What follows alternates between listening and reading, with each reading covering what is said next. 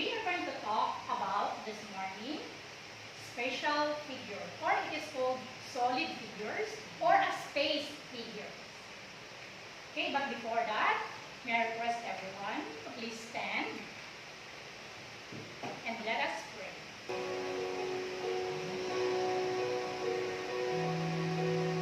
So before we're going to start, let us have our dance exercise. Good morning, everyone. Good morning, mga Paño. Welcome and mabuhay! Okay, take your seats. Thank you, ma'am. Okay, I want everybody to listen carefully, be attentive. Okay, so for our lesson this morning, as I said, we are going to talk about the space figure, or it is called spatial figure, or a solid figures. So before that, we're going to have first our objectives. Okay, the first objectives. Okay, we are going to have this visualize and describe the different solid figures: cube, prism, pyramid, cylinder, cone, and the sphere. We are going to review first our lesson. We're going to solve first the perimeter. Find the perimeter of the following. Okay, go. 26 centimeter. Okay, let us see. Very good. Next. 14. 14, ma'am. Let us see. 14. Very good. Wala. 18. Okay, let us see. 18. Wow, very good. 18. 43. Okay, let us see. 43. Yes. And 20. 20. Okay, very good. Now, what do you call again the distance around the figure or the polygon? Okay, Lenny. Perimeter. Okay, let us see if it is perimeter. Yes, it is perimeter. So how do we find or solve the perimeter? Yes, Hannah. By adding all the sides. Okay, very good. By adding all the sides, or we are going to use the formula in finding the perimeter. We have a game first. Okay, so this is called a concentration game. So you're going to concentrate. I'm going to flash the figures. Then you are going to concentrate where the pair of the solid figures or the picture. Okay. Going to pair the picture. Then 1, 2, 3, 4, 5, and 6. So you're going to concentrate where the picture, the pair of that picture. Let us see again. 1 and 6. Okay, 1 and 6. Again, let us see.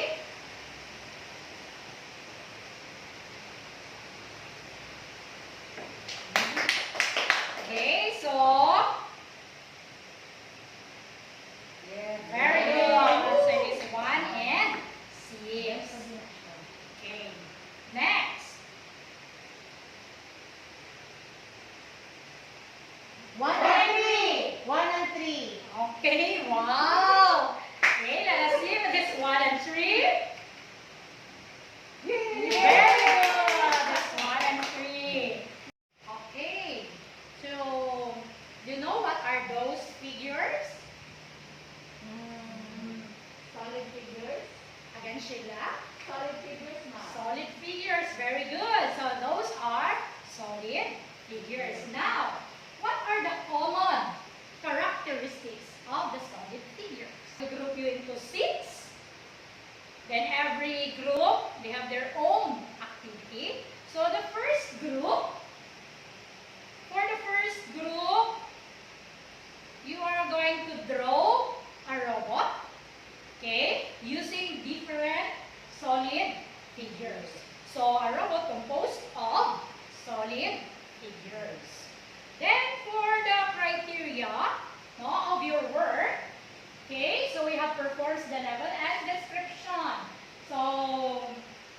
get 5 points. No, if the correctness of answers, no, the neatness of output, cooperativeness of the group members. So draw, illustrate correctly all the given facts. So you get 5 points. Then for the developing, draw, illustrate most of the given fact. Use 5 or 4 answers. So you get 3. Then for the beginning, you get 1 point. No, if you draw, illustrate some of the given fact, use less than 3 answers. So some of this description, I also give a copy so that you have your guide.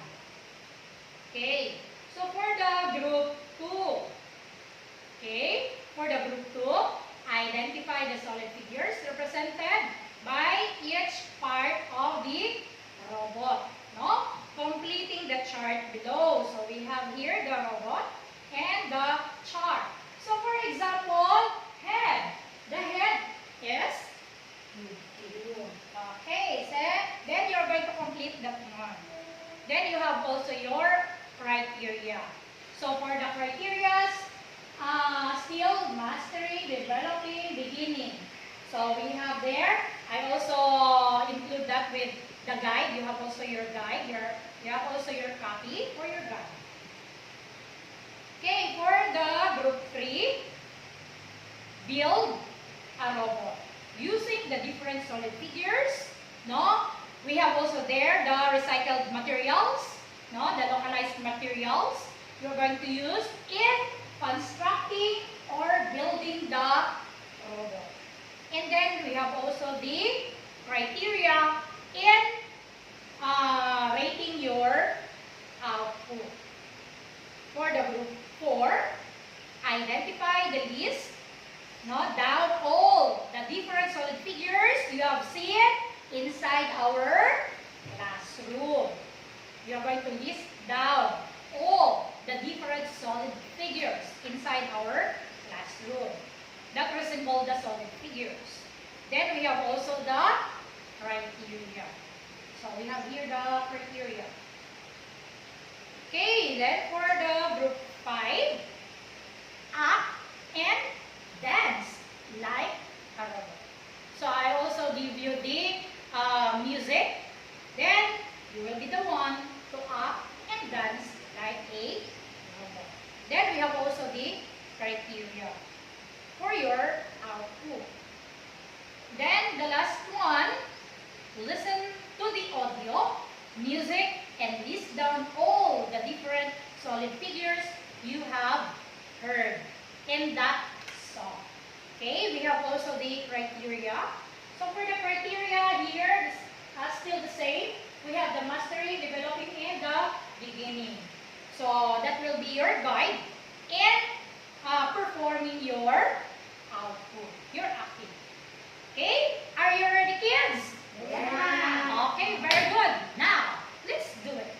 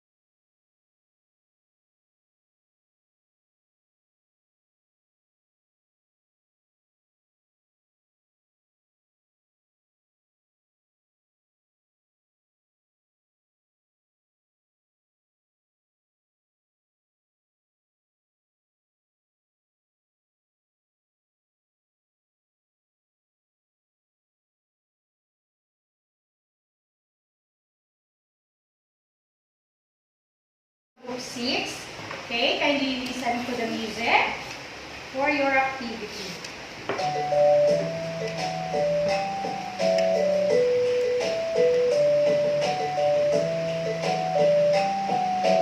Cylinders look like soda cans. They're the shape of pots and pans. They have two circular bases that are congruent in parallel faces. You see chrome in construction zones, but when you're eating ice cream cones, all points of the circular base meet at the same point, like a party hat.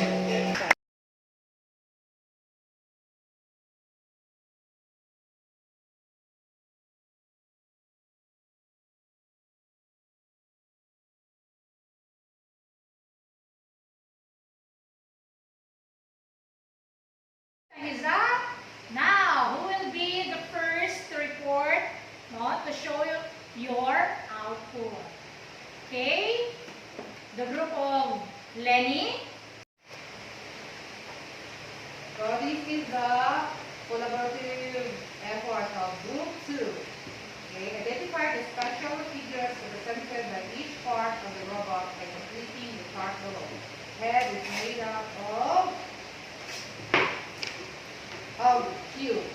The body is made up of cube 2. The arms are made up of rectangular prism. The arms, rectangular prism. The legs are rectangular prism 2. The mouth is made up of rectangular prism. The nose. Okay, very good. For the next group. Okay, for the group of Honeyline. This is the output of our group. Our Okay. task is to make a robot out of the different shapes. Okay, for the head, we use the cube. And then for the cap, we use the pyramid. And then for the chest, rectangular prism, also with the hips. And then Okay, for the next group. Okay, Sheila. wow! Good morning, Ma'am Joy. Good morning, classmates. This is the output of our group. His name is Roboto. Yay! So Roboto is made up of recyclable materials. So the solid figures present in this Roboto is you have the cone. His arms are both rectangular prism as well as his body, as well as his wide lips, Now, for the last group. So we have the dance like a robot. Manikin, manikin. Cylinders look like soda cans. They're the shape of pots and pans. Okay, very good. Double done, kids. Very good. So you show your own talent. Okay, so we have here our discussion. What are the different solid figures? Sheila. The different solid figures are cylinder, cone, sphere, pyramid, rectangular prism, and cube. Okay, very good. Now, what is common among all the space figure? Honeyline. Teacher, they all have dimensions, so they all have the length, the width, and the height. Okay, very good. So they have length, the width, and the height. Okay. So, again, the solid figures are the cube, rectangular prism, square pyramid, the rectangular prism, the sphere, the triangular pyramid, the cylinder, and the cones. Okay. A special solid or space figure in three-dimensional. It has length, width, and height. It is bound by portion of planes or curved surfaces or both. A polyhedron is is a solid with a plane or flat surface. So those solid figures with flat or a plane surface, no, they are polyhedron. Okay, the flat surface is the face. Okay, for example, this one. So the flat surface here is the face. Okay, and the intersection of any two faces is called the edge. So this is the edge. Okay, in a plane figures it is called side, but in a solid figures it is now called edge. And the intersection of three or more faces. So face here, this one, and this one. So the corner. No, the corner is the vertex. Okay, so there. So we have the face, we have the vertex, and we have the edge. Okay. So for the prism. So this is the prism. Prism is a polyhedron that has two congruent parallel faces. They are called the bases of the prism. Okay, prism are named according to the shape of the base. So this is a rectangle. That is why it is called a rectangular prism. And we have here, because it is a rectangle, but the base is a triangle, so this is called a triangular prism. So the name of the prism, no, it depends on the shape of the base. Okay, so that is a prism. So for the rectangular prism, so it is a rectangle. So we have here the face, we have the vertex, and we have the side or the edge. Okay, so again, this is the triangular prism. And for the cube, it is called cube because all their edges or the sides are equal. Okay, so a prism with square base, it is a square base, and all its faces are also square. How many faces do this cube have? How many faces?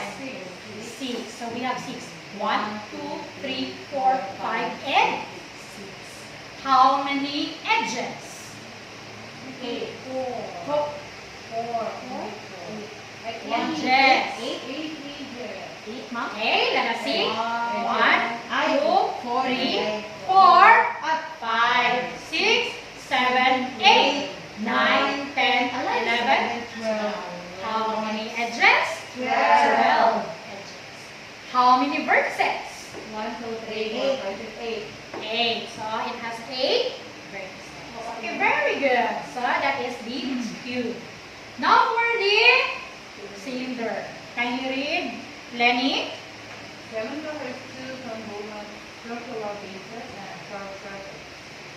Okay, so a cylinder has 2 congruent circular bases. So the base are circular. And a curved surface. So the surface is curved. Okay, for the cone. Can you read, honey line? Cone has one circular base and curved surface with vertex. Okay, so for the cone, now it has circular base and a curved surface and a vertex. So we have one vertex. Okay, for the sphere. Can you read, Sheila? Sphere is a set of all points in space that has the same distance from a fixed point called the center. Okay, so for the sphere, it is a set of all points in a space that has the same distance from the fixed point called the center. So we have their center. Okay? Okay, for the pyramid. Here. Can you read, Lenny? Pyramid is a polyhedron with one base. Its faces are triangles. The triangular faces meet at the point Okay, so a pyramid also is a polyhedron. Okay, with one base. So we have only one base, no? The faces are triangular, no? Triangle. Okay, this is the faces. And the triangle face meet at a point called vertex. So we have also here the vertex. And the pyramid are named by the base. Same with the prism, no? It depends, their name depends on the base. So the base is square. So meaning this pyramid is square pyramid. How about this one? Triangular pyramid. Okay, because the base is a triangle, that is why it is triangular pyramid. Okay, very good. Now, give example of the real object that represent each solid figures. Okay. Again, give an example of the real life object, no, that represent its solid figures. For example, this cylinder. Yes, Lenny. Water can. Water can. Okay, very good. It is a water can. How about Q? The rubric. Okay, so it is the rubric. How about the cone? Ice cream cone. Ice cream cone or the birthday? Okay, very good. How about the prism? Aquarium. Aquarium. Okay. Okay, how about the pyramid?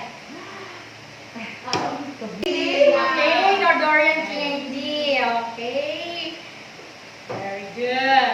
Now, is this solid figures important to us? Why or why not? Sheila. How do we use solid figures in our daily living? Okay, so what is the importance of being aware of different solid figures as seen, not and experienced through the environment?